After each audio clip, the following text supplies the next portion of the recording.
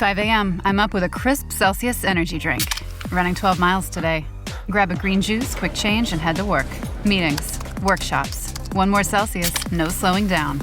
Working late, but obviously still meeting the girls for a little dancing. Celsius. Live, fit, go. Grab a cold, refreshing Celsius at your local retailer or locate now at Celsius.com. When you look behind the veil, you find that it's the same companies, it's the same firms. Often it's the same people providing these services. And nowhere is that clearer than, for example, with the role of Hill and Knowlton. Remember a couple weeks ago, I said I'd found some new leads that were relevant to this season. One of them was the guy you just heard talking there, Carol Muffett, who runs the Center for International Environmental Law. I already knew about Carol and his organization, of course, but what I didn't know was that he had quite a bit of information and documentation that has never been published on the various public relations firms that have worked with the fossil fuel industry, and specifically with both the fossil fuel industry and tobacco. Hill and Knowlton, which is widely recognized as a lead advocate for the tobacco industry and the tobacco wars. Hill and Knowlton was, simultaneously and from a very early stage also actively representing an array of oil and gas companies on issues of concern to them. And often the same account leads on the tobacco campaigns were also account leads for oil companies. As we learned in earlier episodes this season, these two industries have a long history of influencing each other. And at the center of that influence are a few key spin masters. They're the guys we're focusing on this season. I'm Amy Westervelt, and this is Drilled, Season 3, The Mad Men of Climate Denial. Today we're going to dig into the story of John Hill, founder of Hill and Knowlton.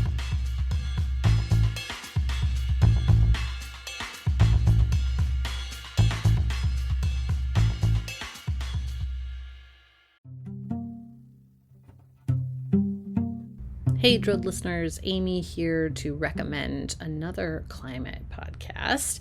If you have ever wondered exactly where your water comes from, what it means to actually break up with fossil fuels, or what the year 2100 could even look like, check out the Climate Dispatch from the folks at the Sierra Club Angeles chapter in collaboration with Stranded Astronaut Productions. The show is brand new. It launched in April, just in time for Earth Day, and it answers all those questions and more. The Climate Dispatch explores both global and local stories of the climate crisis through the lens of Southern California. On the show, host Taya Jeanette brings together a variety of guests and experts in conversation to share their climate wins and break down their fears and collective hopes for the future. Some featured guests include Time 100 Next recipient and climate activist Naleli Kobo, Troy Stevens, creative manager of Grist Magazine's Imagine 2200 Climate Fiction Contest, Aru Shaini Ajay, executive director of the Sunrise Movement, and Allison Chin, president of the Sierra Club Board of Directors. Each episode will also feature a local LA-based band or musician to play out the show. Check out the Climate Dispatch at sc.org/climate dispatch or wherever you listen to podcasts.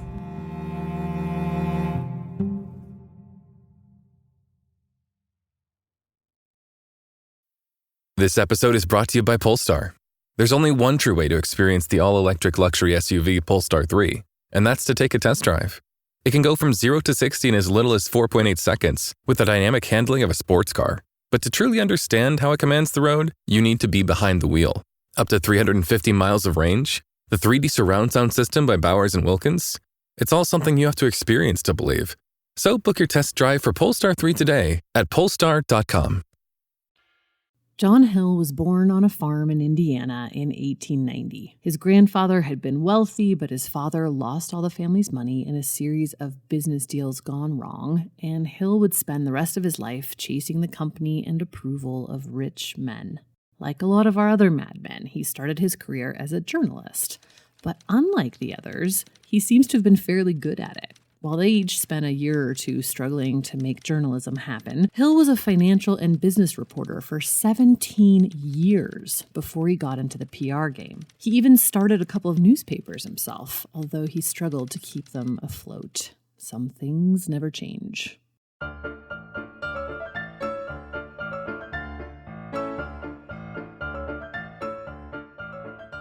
His first foray into PR came in 1920 in Ohio when he took a gig creating a newsletter that Cleveland's Union Trust Company wanted to send out to local executives. By this time, he was the financial editor of a steel industry trade magazine, because Ohio. These jobs put him in regular contact with executives who complained to him constantly that most reporters were inept at numbers. They also introduced him to a lot of influencers and executives in the area, and eventually Hill saw a niche that he could fill, helping companies explain themselves to reporters who didn't get it quite as well as he did. Hill opened up his own firm in 1927 with Union Trust and Otis Steel as his first clients. Because Hill was well-liked by local executives, word spread fast, and within a couple months, he'd built an impressive roster. It included United Alloy Steel, Republic Steel, and Standard Oil of Ohio. The Standard Oil account was an important win for Hill because guess what? He was a huge Ivy Lee fan. Our first featured madman. Lee may have tapped Edward Bernays as his successor, but John Hill was probably the more natural fit for that role. Hill hated how flashy Bernays and many of the other PR guys of his day were. He preferred Lee's distinguished Southern gentleman shtick, and he emulated it. Like Lee, he preferred to stay behind the scenes, although Hill took it to an extreme, almost never appearing in the press. When he did show up in public, it was always in a conservative suit, clean-shaven, hair slicked back, wire-rimmed glasses. But just when his business was starting to take off, the tremendous crowds which you see gathered outside the stock exchange are due to the greatest crash in the history of the New York Stock Exchange in market prices. Hill's steel and oil clients weathered the financial storm okay, and Republic Steel had just helped to score the firm a whale, the American Iron and Steel Institute, the trade group for the whole industry. They requested that Hill and Knowlton open up a New York branch near their headquarters in the Empire State Building. That same month, Franklin Delano Roosevelt took office. I pledge myself to a new deal for the American people. Hill hated the New Deal, and so did most of his clients. Standard Oil had him write up an advertorial assuring people American business would be okay. And his steel clients had the firm cranking out pamphlets emphasizing the great relationship between steel workers and their managers. The reality, of course, was that steel workers and their bosses had been fighting for a long time. And America's big steel companies had done everything they could to repress unionization. As the largest industry in the country and the largest employer, the steel industry kind of viewed itself as the last defense against unionization, a protector of American business, defender of bosses everywhere. They were helped in their efforts by near constant concern about creeping communism in the U.S., starting with the 1919 Red Scare and continuing for decades. Anti-union pamphlets Hill and Knowlton made for Republic Steel highlighted how union shops actually infringed on workers' rights. A closed union shop denies the right of the individual worker to make his own choice as to whether he wishes to belong to a union. It's the exact same line you see in anti-union ads today. Another Hill and Knowlton client, the National Association of Manufacturers, one of the earliest industry trade groups, went beyond pamphlets to sponsor a weekly pro-business, anti-New Deal radio drama called The American Family Robinson.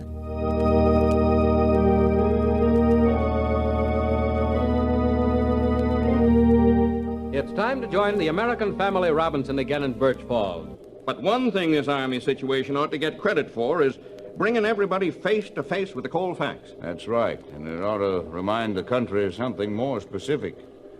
That it's only business and industry that can provide soldiers and sailors with the proper equipment. Sure, that's what I say.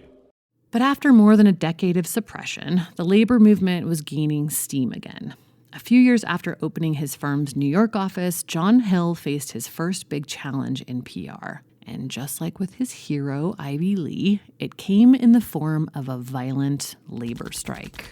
Steelworkers were starting to band together by 1936, forming the Steelworkers Organizing Committee within one of the country's biggest unions, the CIO. This officially freaked steel bosses out. The American Iron and Steel Institute put Hill Knowlton on the case, and they wrote up full-page ads with a manifesto for the industry. The ads suggested that outside agitators had coerced employees into joining the union. On the last day of June and the first day of July 1936, the trade group sponsored full-page ads in 382 newspapers in 34 states. But the unions persisted. In 1937, U.S. Steel agreed to recognize the unions and negotiate a contract. That made it more difficult for the other companies to resist. But there was one holdout, Little Steel, an umbrella group that included all the smaller independent steel companies. Led by a man named Tom Girdler, president of Republic Steel, Hill and Knowlton's client, they refused to have any sort of contract with a union. And then in May 1937, Girdler was elected president of the trade group. Apparently, by this point, he had been stockpiling weapons for months, planning on some kind of armed battle with the union. Later that month, a strike began at the Republic Steel plant in Chicago. Armed strikers and armed police in front of a South Chicago steel plant.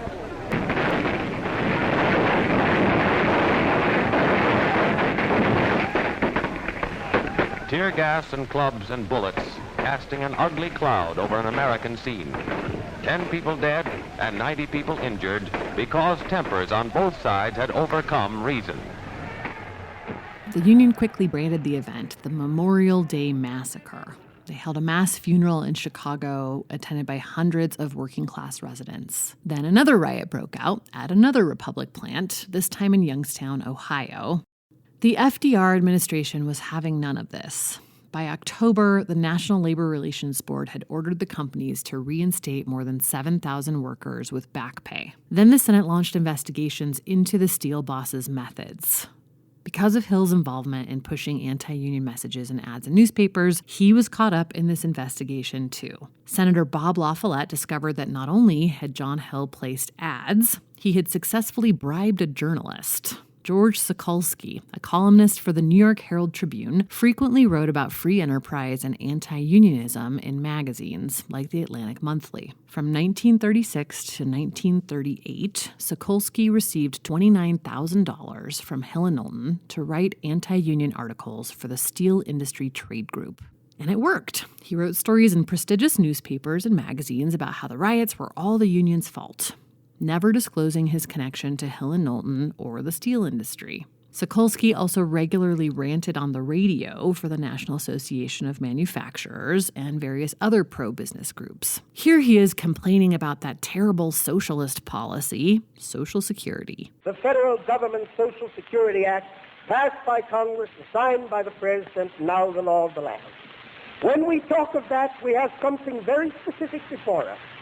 Pretty close to $5 billion annually within the next 15 years to be met by taxes which will produce increased prices, reduced profits, and possibly even reduced employment of labor. The dude was like a progressive-era Rush Limbaugh. For the girl who loves a soldier is the girl who adores a parade. Ultimately, World War II rendered the whole labor argument moot. The factories were required to unionize, but the war also kicked off another Red Scare, further solidifying Hill's conservative, pro-business, anti-government ideology. And it's that ideology that fueled his work for his next big and lethal client. More on that after the break. She simply can't refuse him. Oh, how she'd hate to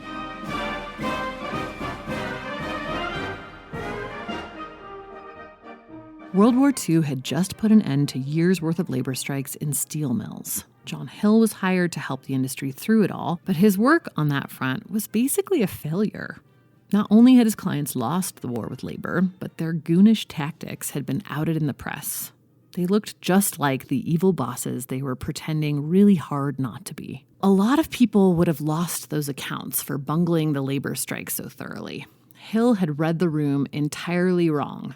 And not only that, he'd gotten busted bribing a journalist. But by this point, the steel and oil barons who made up Hill's clientele considered him a friend, an equal, a trusted confidant. And he spent almost as much time managing how his clients saw him as how the public saw them.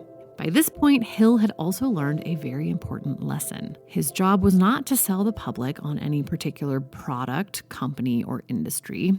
It was to sell Americans on the importance of American business in general, and particularly big business. He was pushing ideology, creating social license for American industry. And that meant working in Washington, too.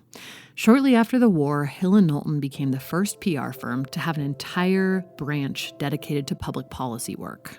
The Washington office didn't have its own accounts. It existed solely to handle government relations for the firm's New York and Cleveland clients. By this point, that meant they had their hands in everything from energy policy to agriculture and all points between for clients like Texaco, Marathon Oil, Coca-Cola, Monsanto, and a big new client, the Tobacco Industry Research Committee.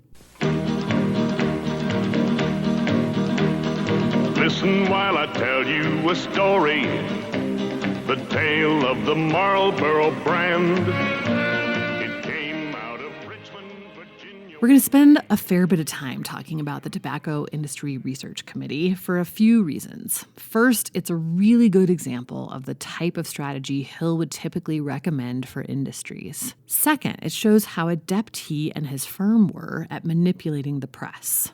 And third, because Hill is a huge link between tobacco and oil. Not only did he have oil clients early on who informed some of his work on tobacco and vice versa, but he often brought them together in the same trade groups.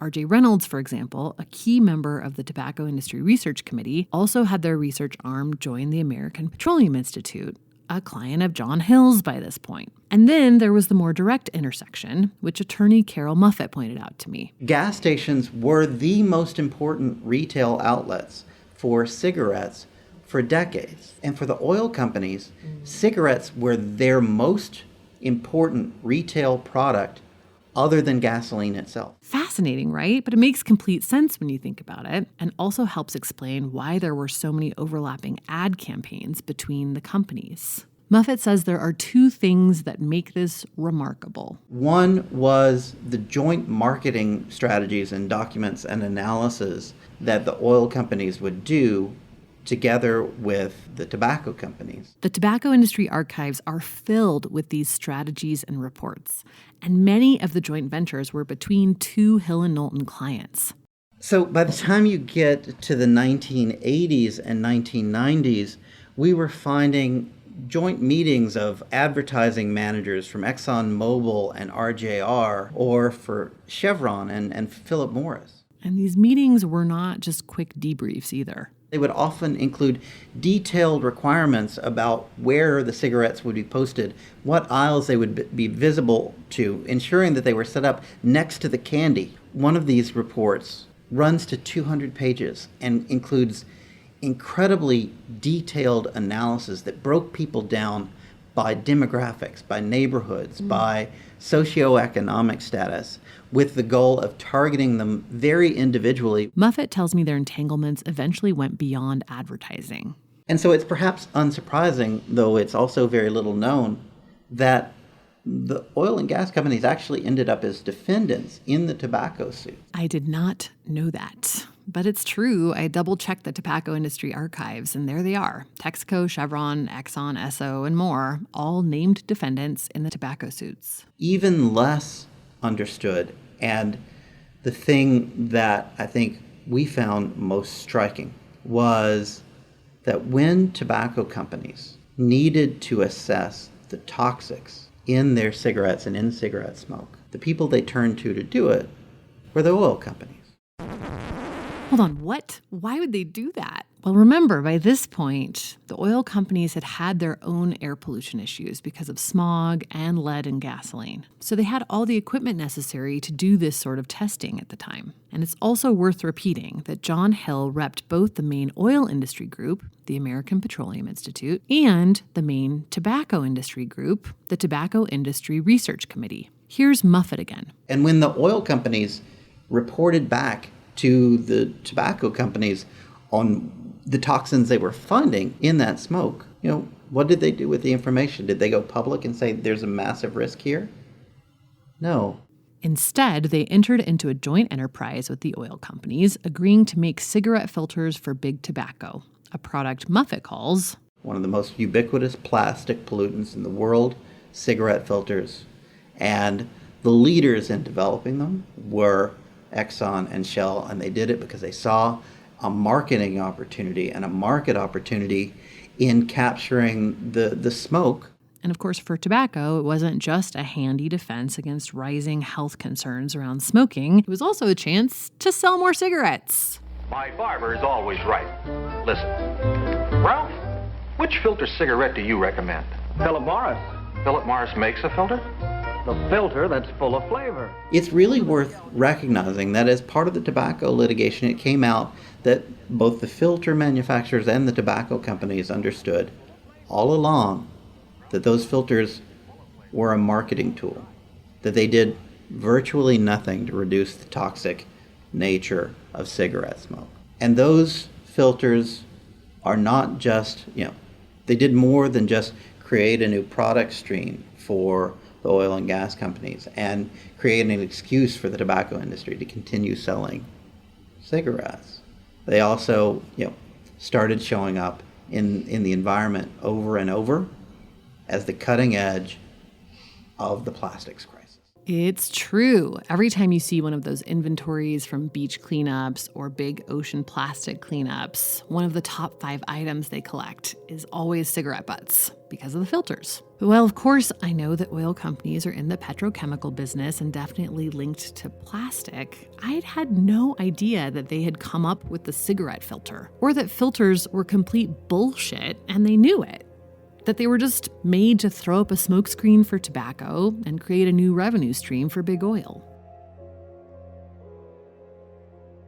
So while all of this back and forth is happening between the oil guys and the tobacco guys, Hill Knowlton has their staff funding and sourcing research on all the other things connected to lung cancer. And they're looking for scientists to sign on to the advisory board of the Tobacco Industry Research Committee. This was all Hill's brainchild. The tobacco companies initially argued with him.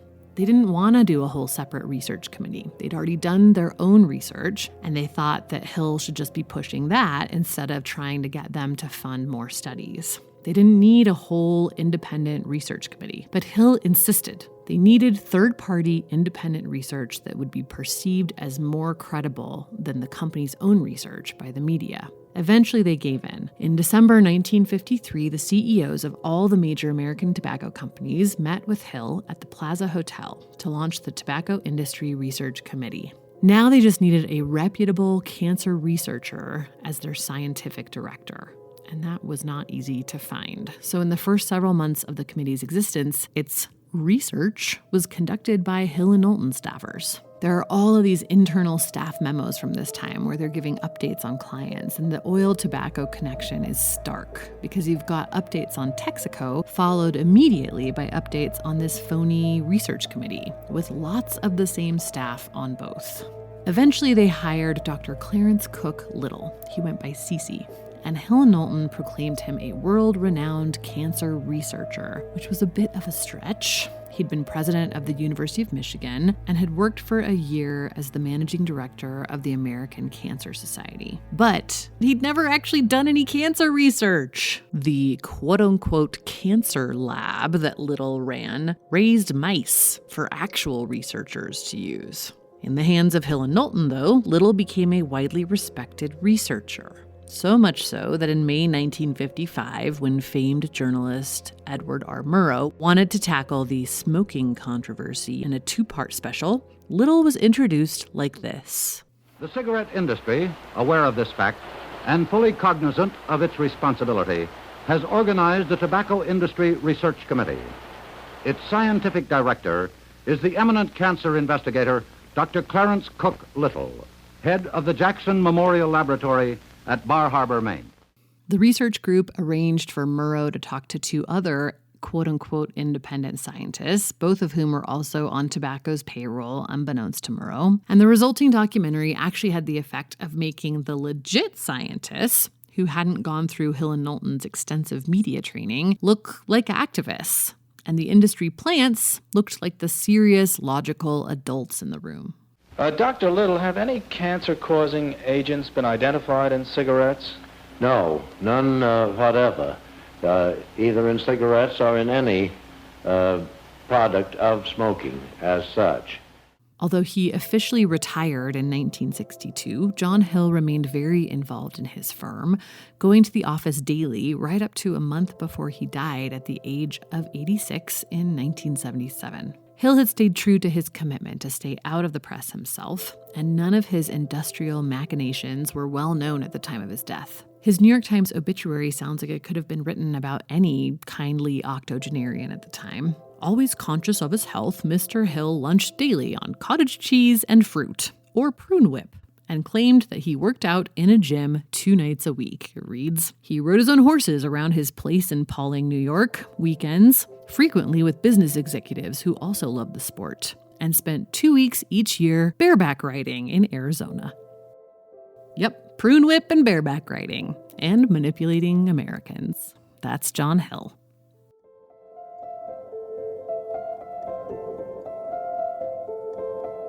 Coming up next week, we'll meet the couple that spawned Climate Denial. And we've got 2 more episodes for you this season after that, so stay tuned.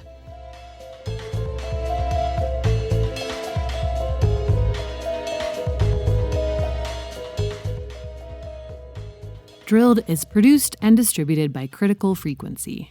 The show is reported, written, and produced by me, Amy Westervelt. Our editor is Julia Ritchie. Our editorial advisor is Rekha Murthy. Sound design and score by B. Beeman. Katie Ross created the amazing artwork for this season.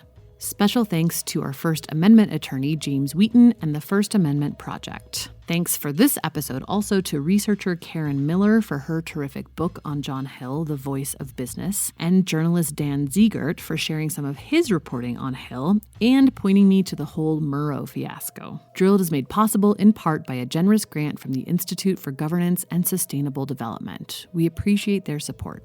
You can find Drilled wherever you get your podcasts. Remember to leave us a rating or review. It really helps people find the show. You can follow us on Twitter @WeAreDrilled and visit our website, drillednews.com, for more reporting on this subject and behind-the-scenes stories from this season. Thanks for listening, and we'll see you next time.